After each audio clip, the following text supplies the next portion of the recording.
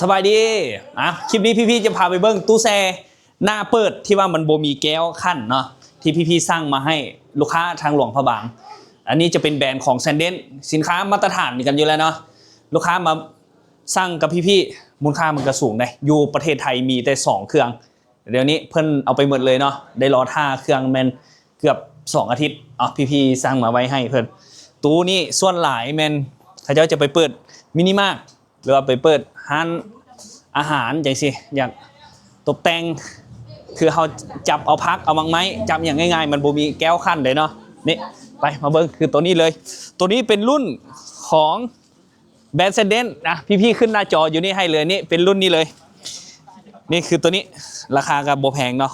60 ปลายล้านกว่ากีบนะรุ่น SSD 1801A นี่ตัวนี้เลยนี่ราคาเบิ้ง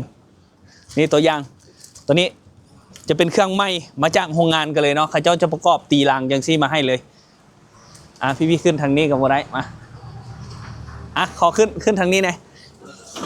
ตู้แก้วนะเปิดมาเลยมือกล้องมานี่เดี๋ยวพี่จับให้เบิ้ง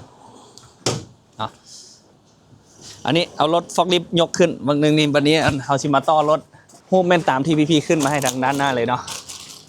ทางหน้ามันนี่จะบ่มีแก้วเลยมันจะเป็นโล่งเลยคือลูกค้าเห็นอยู่ในมินิมาร์ทอะไรเนาะตอนนี้แบรนด์ของแซนเดนอินเตอร์คูลคุณภาพระดับพรีเมียมสำหรับท่านใดสนใจตู้แช่รุ่นไหนแมนสามารถปรึกษาพี่ได้เลยเนาะสินค้าทั่วประเทศลาวทั่วประเทศไทยลูกค้าสามารถ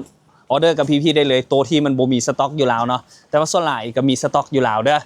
มีอยู่ในสั่งพี่เลยเด้อสำหรับเบอร์โทรติดต่อ97812003